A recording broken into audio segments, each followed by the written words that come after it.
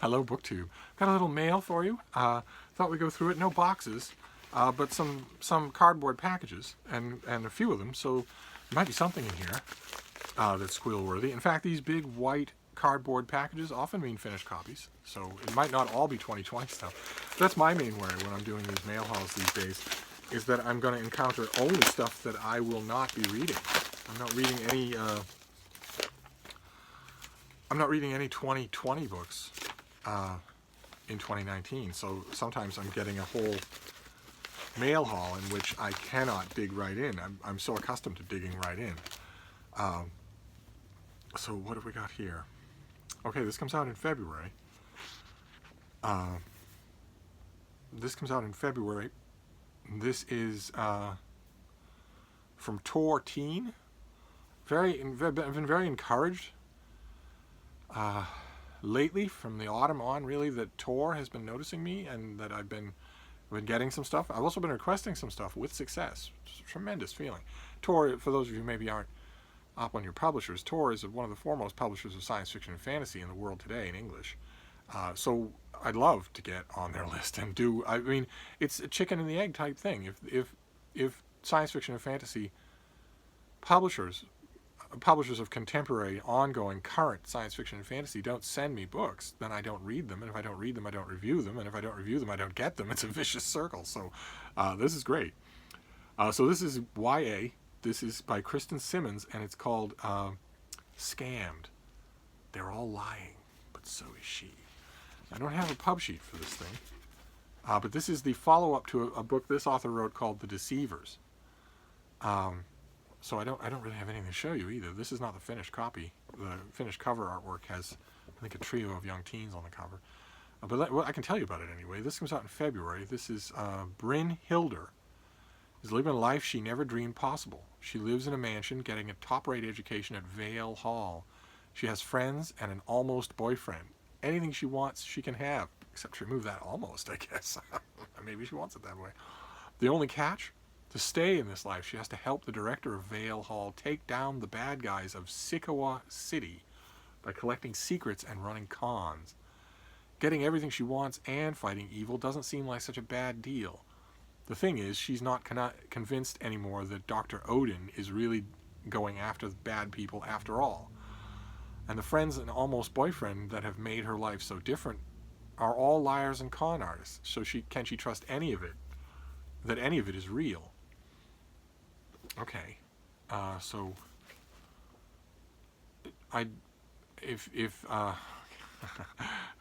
my first question was going to be if the leader of Vale Hall is called Dr. Odin, then is this some sort of take on Norse mythology? And then I saw where was it here?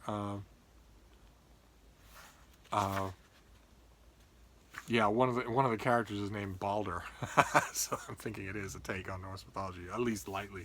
But I'll find out, and maybe I can get the first book, and so that I'm up to speed. I don't think I read the first book. All right, so teen fantasy, teen science fiction, maybe not even. I mean, just because it's from Tor doesn't mean necessarily. Although if Dr. Odin is named Dr. Odin, he is probably Odin, so there's probably a fantasy element involved. Okay, what have we got here next? All right, this is from March. This is Island Stories, An Unconventional History of Britain by David Reynolds. When the British voted to leave the European Union in 2016, the country's future was thrown into doubt, but so too was its past. For more than a century, Britain was characterized as an expanding global empire. After World War II and in the wake of decolonialization, a new storyline took hold. Britain had lost an empire but found its place in the ever closer integration of Europe. But after the Brexit vote, what is the story of British history? Well, the story stays the same, right? History stays the same. In this book, the author offers a new account of the last millennium of British history that will help readers make sense of an uncertain present. Reynolds probes what the British often call, quote, our island story, seeking to go beyond the selective nostalgia, similar in some ways to Make America Great Again in the U.S., that drove pro-Brexit sentiment. Drawing on new scholarship in Brexit and global history, he examines how ideas of decline have shaped British identity. Okay. Well, this comes out in March, when the pub sheet was written, and when the author wrote the book, no one could have guessed what has just happened in the UK. No one could have guessed that. No one could have predicted it for sure. Those of you who are maybe not keeping up on your news, there's been an election in the UK, and the UK's own native racist, sexist, fascist, lying moron is now in firmer control than his exact American counterpart. And I mean exact, to the point where neither one of them ever opens their mouth and tells the truth. Neither one of them has ever opened their mouth and simply told the truth as they know it in 50 years. That's a long time to have such a habit. Not once, not ever, not ever. So all the microphones off, out of campaigning season, no stakes at all, no point in any of it. None of it matters. You're at the seaside and you say, hey, did you have fish and chips for lunch? Their answer will be no when they did, and when there's film footage of them having it for lunch. They lie whenever they open their mouths. I'm not saying that other politicians are paragons of virtue, but just yesterday, the UK elected a peroxide psychopath, exactly like the one that America elected in 2016. And the result is going to be the same, because the mechanism was the same. In both cases, a huge percentage of the country was convinced to vote openly against their own self-interest. A huge percentage of the country voted for a candidate who was openly promising to hurt them. That's going to happen again in 2020 in America, and the only thing that explains it, I believe, has nothing to do with politics. I don't think any of this has anything to do with politics. This has to do with a culture war in which the members on one side, the members of one tribe, will do literally anything to hurt the members of the other tribe, including sacrifice their own children, which is what you're doing if you vote for someone who thinks that climate change is a myth. You're sacrificing your own children. So in other words, the people in the one tribe will do anything at all to get the people in the other tribe. And the tribes are not political. They're social. They're, I've got a wide spectrum of people I know in my life, probably by name and to talk to and maybe to deal with in one structure or another, a power structure, a family structure, a job structure. I know probably 100 people. And of those 100 people, there are about 35, 36 or 7 of them that I don't like at all. They look down on me. They think I'm stupid. They think they're so smart. And I have now been weaponized by social media and by propaganda news services to the point of rage against them that I've forgotten that they were human, and I will do anything to hurt them. And the same thing on the other side. These people, they're in a cult. They're brainless. It's 35 to 36 or 37 out of the 100 people that I know, and for that 35, 36 or 7 people, I'll do anything to hurt them. I make a fairly good living now. I've got a candidate telling me if you want to hurt those people, then you're going to make a lot less of a good living. In fact, it's going to hurt your children's livelihood. I'll do it anyway. There won't even be any hesitation. I'll do it anyway because I want to hurt those people. It's the worst kind of divide because it's completely intractable. It's not fixable. Political divides are. Because the political sides can talk to each other and say, well, you might not like this about me, but you like that about me. And what about your own political system? There are more things you dislike about it than you dislike about my political system. So how about we compromise in the middle? But a personal divide? No. There's no bridging it. And that's what has just happened. So all of a sudden, this book is quaint. All of a sudden, this book is largely outdated. But I'll read it anyway. In fact, that if anything, that is why it will get whatever press coverage it gets. But anyway, let's see if we can pole our way off the rocky shores of politics, shall we? Although I stress again, I've tried to make this point on this channel a few times now. I am not talking about politics. I don't believe any of this has anything to do with politics.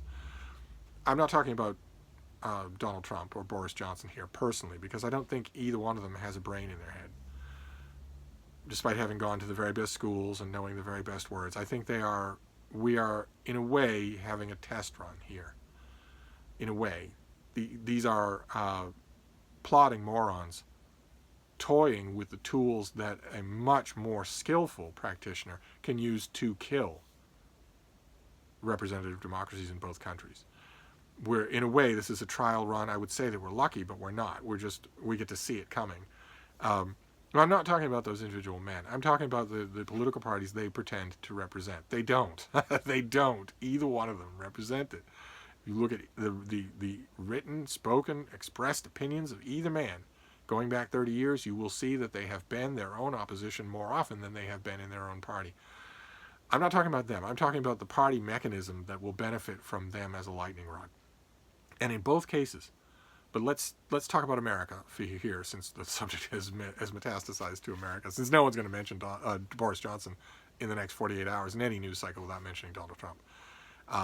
If we talk about Donald Trump, and we leave him out of the equation and just talk about the paleo-conservative branch of the Republican Party that loves him with a cultish worship, some of the political positions and political philosophies of that paleo-conservative branch of the Republican Party are things that people can agree on, that normal people can believe. Some of them are. So obviously this has nothing to do with politics. This has to do with people. This has to do with the kind of people who've always bothered you and why they've always bothered you. Now, it's just that now we have weaponized that into a political arena. I tremble for the future. Anyway, let's move away from politics. Let's see. Okay, all right, this next one gets us nice and far away from politics. This is Elizabeth George.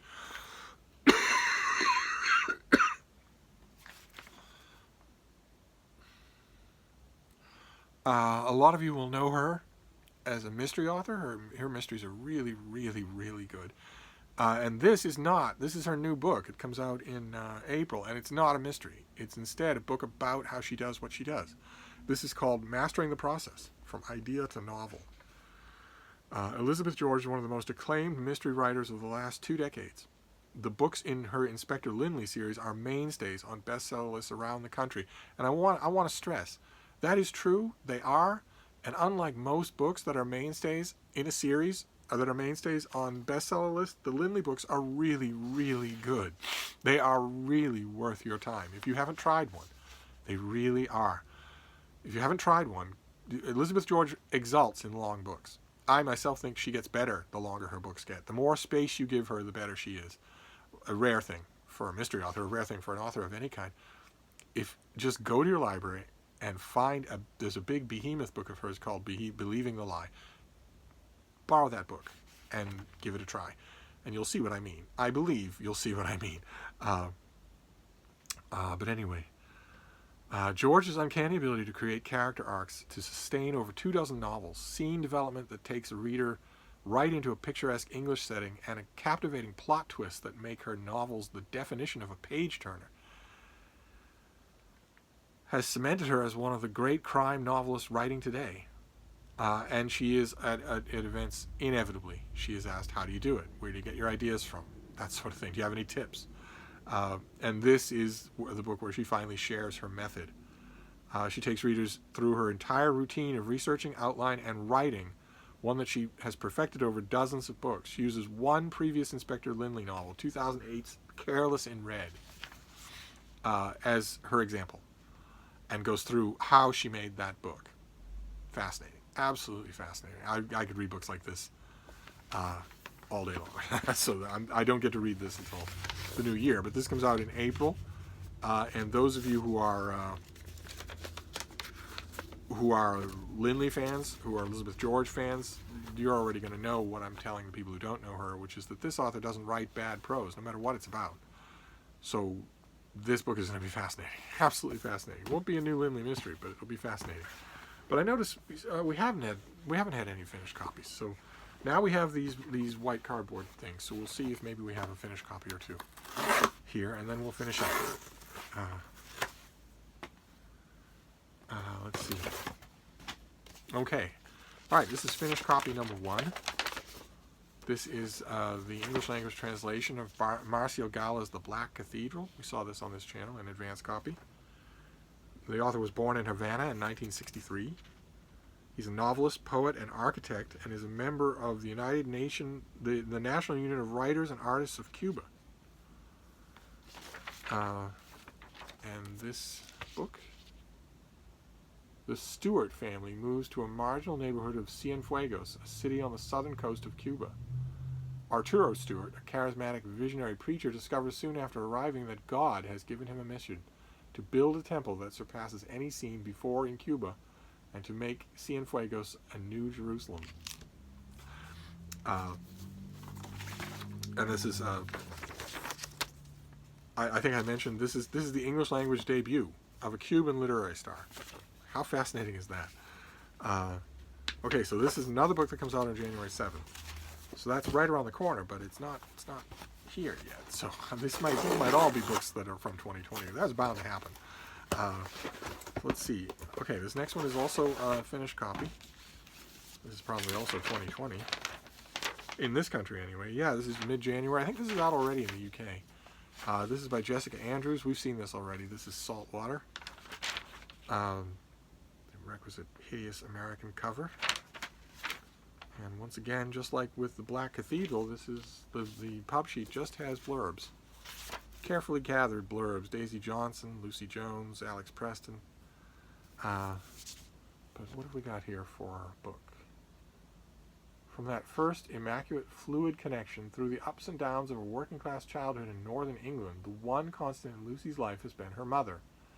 Comforting and mysterious, ferociously loving, tirelessly devoted, as much a part of Lucy as her own skin. Her mother's lessons in womanhood shaped Lucy's appreciation of desire, her sense of duty as a caretaker, her hunger for better, perhaps reckless life. Okay, so this. I think you might remember this book. The author escapes to a tiny house in Donegal and reevaluates her life. This is contemporary fiction. I'm pretty sure this is out in the UK already. It didn't look like that, I don't think. And then we have the last package, and then we're done with the mail. For today, anyway, let's see what we have here. Yeah, another finished copy, another January book. All right, so this is it. This is a clean sweep. No books that I can read. No books that I can jump into. Okay. All right, great.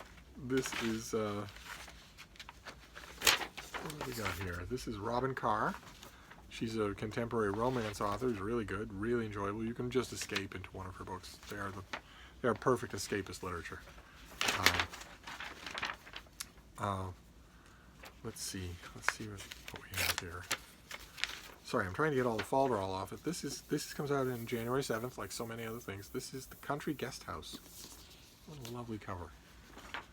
Let's see what we have here. Increasingly burned out by her high-flying career and devastated by the discovery of her fiancé's infidelity, Hannah Russell feels like her life is on the precipice of a big change. But even she can't predict just how big that change will be when she picks up the phone to news that will alter her life forever. In the latest novel from the beloved Sullivan's Crossing series, best-selling author Robin Carr explores the impact of sudden loss and the power of love in its many different forms, from family, friends, to romance. Heartbroken by the tragic news of her best friend's death,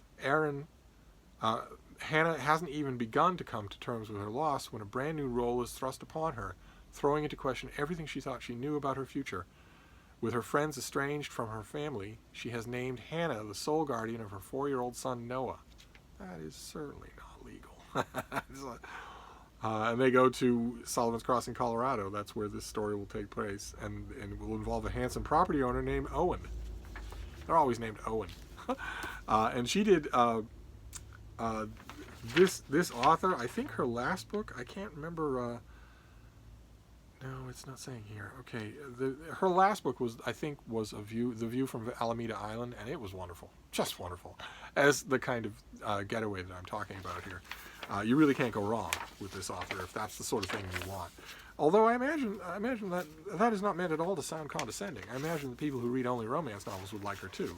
But I'm saying if you don't ever read romance novels and you're thinking maybe you want to cure that little bit of snobbishness, first you should.